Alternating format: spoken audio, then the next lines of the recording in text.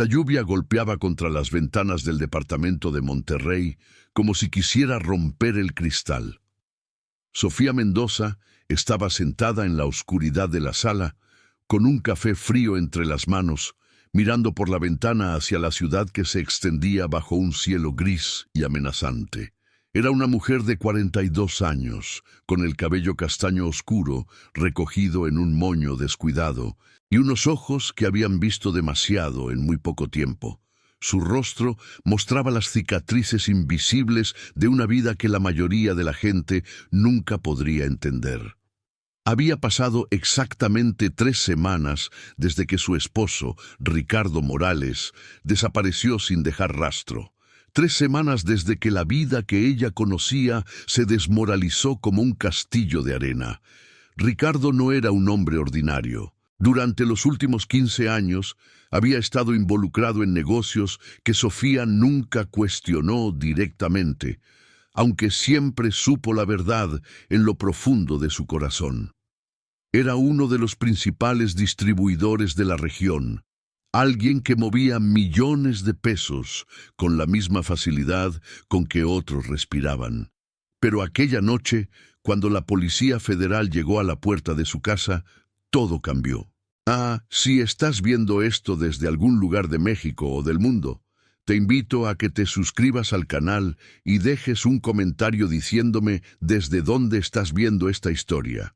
Tu apoyo significa todo para mí y me ayuda a seguir creando contenido como este. Lo que nadie sabía era que Ricardo había desaparecido llevándose consigo 10 millones de pesos. Dinero que no le pertenecía. Dinero que le habían encargado proteger varios de los capos más peligrosos de la región, dinero que formaba parte de una transacción importante que debería haberse completado hace semanas. Y ahora, con Ricardo desaparecido, la responsabilidad había recaído directamente sobre los hombros de Sofía. El teléfono celular vibró sobre la mesa de centro. Sofía extendió la mano lentamente, como si tocara una serpiente viva. Era un mensaje de un número desconocido. Tienes 48 horas para devolver lo que Ricardo se llevó, o tu hijo pagará el precio. El miedo se apoderó de su garganta. Su hijo, Alejandro, estaba en la Escuela Internacional de Monterrey, protegido dentro de esos muros que ella había pagado cuidadosamente durante años. Pero ahora, incluso ese escudo parecía frágil e insuficiente. Sofía dejó caer el teléfono y se llevó las manos al rostro. Las lágrimas comenzaron a fluir, silenciosas pero profundas, cada una cargada con el peso de una realidad que no podía cambiar. Antes de todo esto, Sofía había sido diseñadora gráfica. Había trabajado en una agencia de publicidad importante en el centro de Monterrey, diseñando campañas para empresas locales y nacionales. Fue en una cena de negocios donde conoció a Ricardo. Él era encantador, elegante, aparentemente exitoso en importación y exportación de maquinaria industrial. Ella quedó cautivada por su sonrisa, por la forma en que la miraba como si fuera la mujer más importante del mundo. Se casaron 2 años después, y al principio la vida fue hermosa.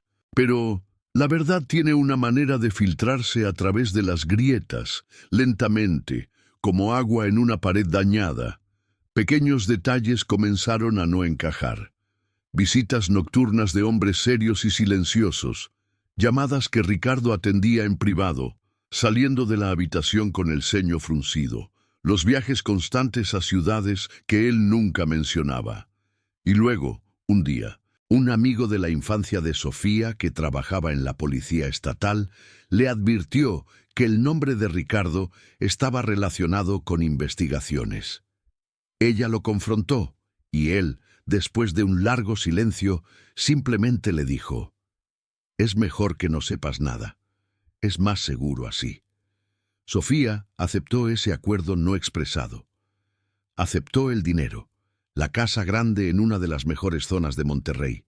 Los viajes al extranjero, la educación privada de su hijo. Aceptó todo esto a cambio de una ignorancia deliberada y una ceguera voluntaria. Fue un pacto que le parecía justo en ese momento, pero ahora, mientras estaba sentada en la oscuridad con un teléfono que prometía muerte y destrucción, se daba cuenta de cuán ingenua había sido. Se levantó del sofá y caminó hacia la cocina. Necesitaba hacer algo, cualquier cosa para mantener su mente ocupada. Mientras preparaba más café, sus pensamientos giraban alrededor de Ricardo. ¿Dónde estaba? ¿Había huido deliberadamente dejándola para que enfrentara las consecuencias? ¿O había sucedido algo más oscuro, algo que ella no había considerado? Conocía suficiente sobre ese mundo para saber que desaparecer sin avisar rara vez terminaba bien. Usualmente significaba una de dos cosas: que estabas muerto o que habías traicionado a alguien lo suficientemente poderoso como para merecer una muerte lenta. Cuando el café estuvo listo, Sofía escuchó el sonido de la llave en la puerta de entrada. Su corazón se aceleró.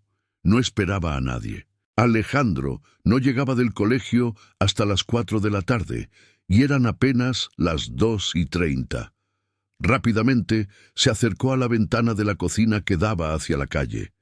Vio un automóvil negro estacionado en la esquina, uno que no estaba allí antes. La puerta se abrió sin que nadie tocara el timbre. Sofía sintió el hielo recorrer su espina dorsal. Entonces escuchó una voz familiar, una voz que no esperaba volver a escuchar en mucho tiempo. «Sofía, soy yo. Por favor, no grites. No hay tiempo para explicaciones ahora. Necesito que me ayudes, y necesito que lo hagas en los próximos 30 minutos». Era su hermana, Carmen. Carmen, a quien Sofía no había visto en casi 5 años debido a una discusión que había terminado en silencio y resentimiento. Carmen, quien supuestamente estaba viviendo en Guadalajara con su esposo y 2 hijos pequeños. Carmen, cuya aparición en este momento exacto parecía demasiada coincidencia para ser simplemente eso. Sofía salió de la cocina lentamente, con las manos temblando. Su hermana estaba de pie en la sala, mojada por la lluvia, con una expresión en el rostro que Sofía había aprendido a reconocer años atrás. La expresión de alguien que estaba a punto de revelar algo que cambiaría todo para siempre. «Carmen, ¿qué está pasando? ¿Cómo entraste? ¿Qué quieres?», preguntó Sofía, su voz apenas un susurro. Carmen se quitó la chamarra mojada y la colgó en el respaldo de una silla. Sus ojos, tan similares a los de Sofía, estaban llenos de una mezcla de culpa, determinación y miedo. «Sofía, necesito que me escuches sin interrumpir. Lo que estoy a punto de decirte va a ser difícil, pero es la verdad. He estado trabajando para la Agencia de Seguridad Estatal durante 3 años. Fue mi deber monitorear a Ricardo, aunque no sabía que estaba casado contigo hasta hace 1 año. Cuando me enteré de quién eras, quería contactarte, pero no podía. Era demasiado peligroso. Pero ahora todo ha cambiado, y necesito tu ayuda para arreglarlo, porque si no lo hacemos, no solo tú estás en peligro, también está Alejandro». El mundo de Sofía se tambalea de nuevo. Su hermana, la familia que había perdido, la familia que supuestamente no sabía nada de su vida, resultaba que lo sabía todo. En los próximos minutos, Carmen reveló la verdad completa sobre Ricardo Morales. No era simplemente un distribuidor, era un contador, un hombre que manejaba las finanzas de una de las operaciones más grandes de la región.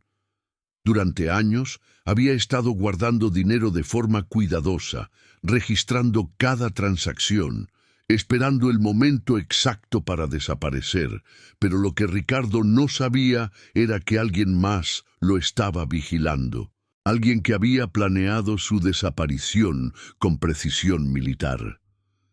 «¿Quién?», preguntó Sofía. «¿Quién estaría lo suficientemente interesado en Ricardo como para planear algo así?». Carmen tomó aire profundo. Nosotros, el gobierno, necesitábamos que Ricardo robara ese dinero.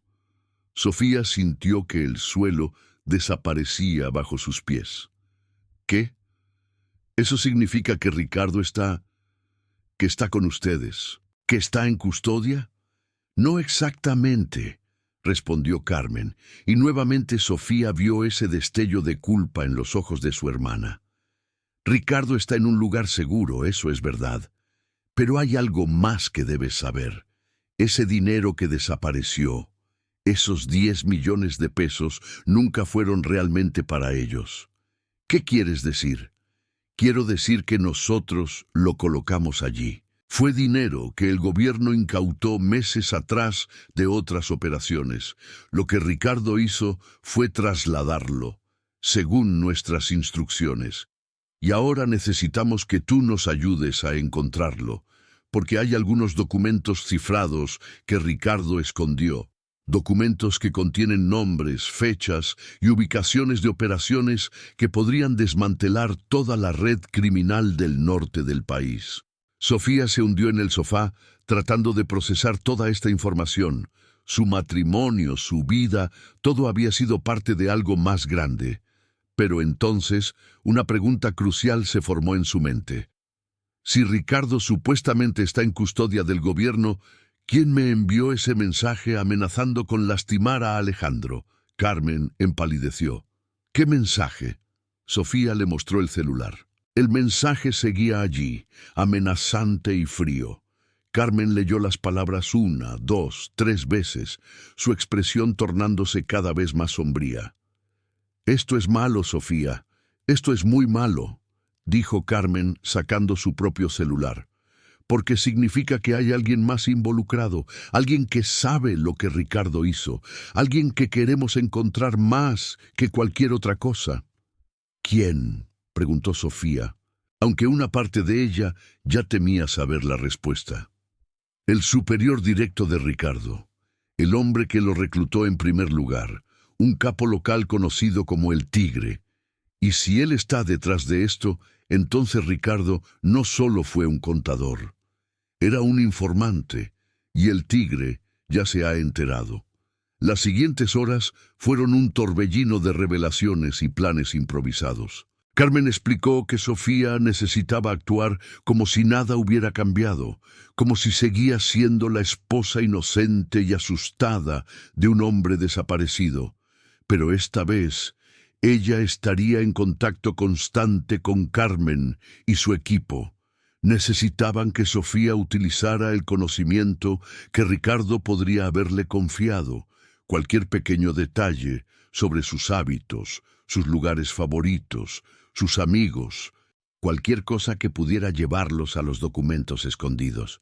«¿Pero por qué yo?», preguntó Sofía. «Si tenéis todo este poder, ¿por qué necesitáis mi ayuda?» «Porque el Tigre tiene ojos en todos lados», respondió Carmen. «Si nosotros nos movemos demasiado rápido, él lo sabrá. Pero si eres tú, la esposa desesperada, la madre asustada, buscando información sobre su marido desaparecido, entonces podemos trabajar desde las sombras.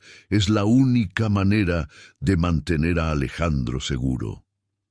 Cuando Carmen finalmente se fue, dejando tras de sí un número de teléfono cifrado y una serie de instrucciones que Sofía debería memorizar y luego quemar mentalmente, Sofía se quedó nuevamente sola en su apartamento. Pero esta vez, la soledad tenía una cualidad diferente. Ya no era el vacío del abandono, era el peso de la responsabilidad, el conocimiento de que cada acción que tomara en los próximos días podría significar la diferencia entre la vida y la muerte. Cuando Alejandro llegó del colegio a las 4 de la tarde, con su uniforme escolar todavía mojado por la lluvia, Sofía lo abrazó más fuerte de lo que nunca lo había hecho. Su hijo, confundido por la intensidad del abrazo, preguntó si todo estaba bien. «Sí, mi amor», respondió Sofía acariciando su cabello. «Mamá solo te ama mucho, solo quería recordarlo». Esa noche, mientras Alejandro dormía, Sofía se sumergió en sus recuerdos, buscando pistas.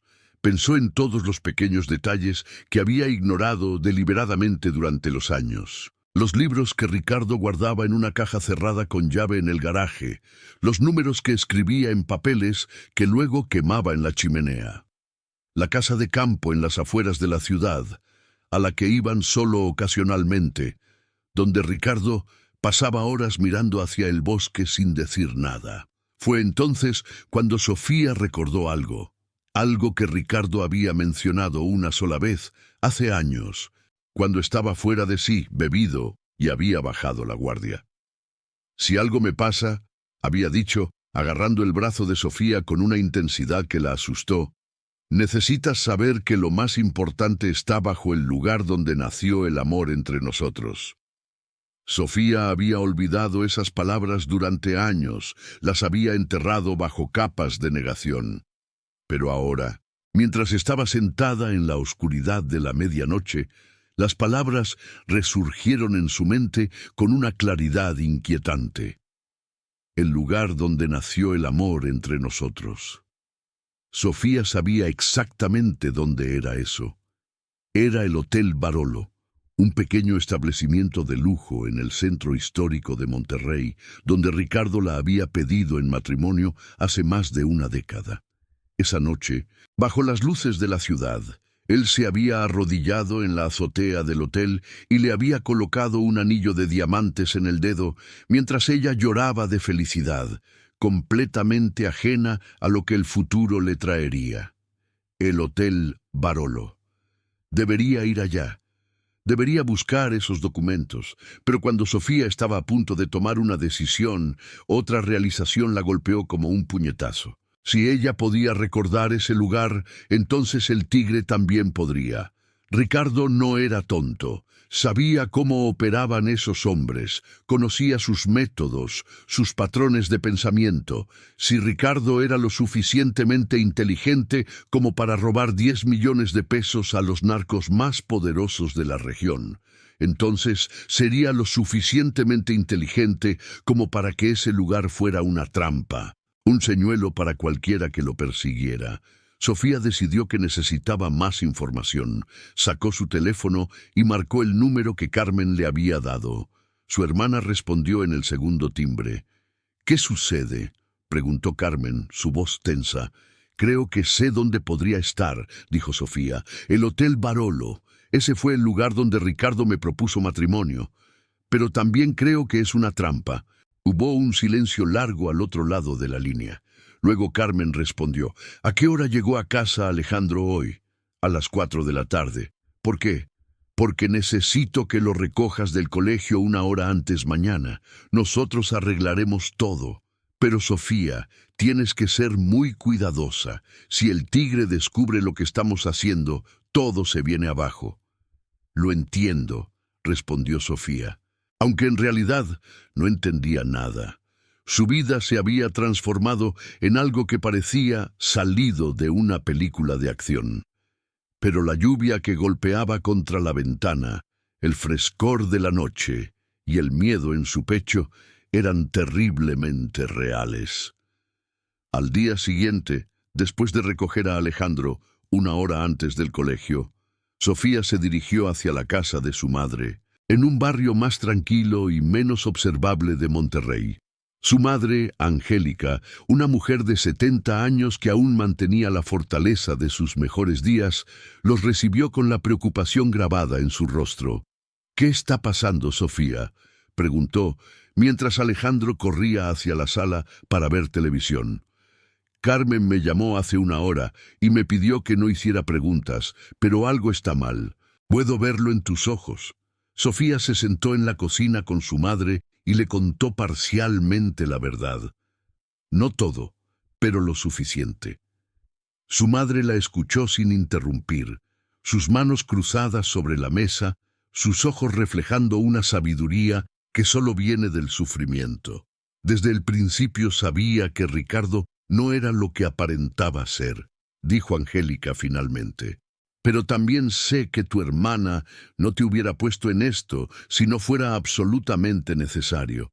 Carmen siempre ha sido la valiente de las dos, ¿recuerdas? Sofía asintió, recordando la infancia compartida, los juegos, las discusiones, los secretos que hermanas guardan. Hace 5 años habían tenido una pelea terrible. Cuando Sofía descubrió que Carmen había estado viéndose con un hombre que Sofía consideraba peligroso, Sofía la había acusado de arruinar su vida, de ser irresponsable. Carmen, furiosa, le había respondido que no todos podían vivir en la negación como Sofía lo hacía. Desde entonces apenas se hablaban, intercambiaban mensajes breves en cumpleaños y ocasiones importantes, pero nada más. ¿Crees que podremos arreglar esto?, preguntó Sofía a su madre. Creo que lo que está sucediendo es más grande que nosotras, respondió Angélica. Creo que hay fuerzas en movimiento que no podemos controlar, pero también creo que el amor genuino por nuestros hijos y nuestra familia, siempre encuentra un camino, incluso en la oscuridad. Esa noche, en la casa de su madre, con Alejandro dormido en una de las habitaciones de huéspedes, Sofía recibió un mensaje del número cifrado de Carmen. Mañana a las 10 de la mañana, irás al Hotel Barolo. Tendrás exactamente 20 minutos. Dentro de la suite 1205, en el escritorio, hay un panel debajo del tercero desde la izquierda. Los documentos están allí. Nosotros los recogeremos después. No hagas nada más. No hables con nadie. El tigre tiene gente monitoreando el hotel, pero no espera a que muevas en el día. Sofía pasó la noche sin dormir. A las 6 de la mañana se levantó, se duchó y se vistió con ropa elegante, pero no demasiado llamativa. Cuando Alejandro se despertó, le dijo que pasaría el día con su abuela porque mamá tenía algunas cosas que resolver. Su hijo, aunque pequeño, ya estaba aprendiendo a no hacer demasiadas preguntas. Había algo en el ambiente del hogar que le enseñaba que ciertas cosas simplemente no se preguntaban. El viaje en taxi hacia el centro de la ciudad fue largo. Sofía observó a través de la ventana cómo Monterrey se transformaba en sus diferentes facetas. Pasaron por los barrios residenciales donde vivían las familias acomodadas, luego por las avenidas comerciales llenas de negocios, cafeterías y tiendas. Finalmente llegaron al centro histórico, donde las estructuras coloniales se mezclaban con rascacielos modernos, creando una visual casi surreal de progreso y tradición en conflicto. El Hotel Barolo se elevaba como una joya de vidrio y acero, brillando bajo la luz del sol de la mañana. Sofía sintió una oleada de nostalgia cuando entró en el lobby. Recordaba cada detalle de ese lugar. Los pisos de mármol italiano, los ventanales enormes que daban hacia la Sierra Madre, la fuente de agua en el centro del atrio que parecía flotar en el aire. Fue hacia la recepción y le dijo a la empleada que quería acceder a la suite 205. La empleada la miró con curiosidad. ¿Es huésped del hotel?, preguntó. No, respondió Sofía pensando rápidamente. Soy la esposa del dueño de la suite. Necesito recoger algunas cosas personales. Tengo acceso a la llave maestra.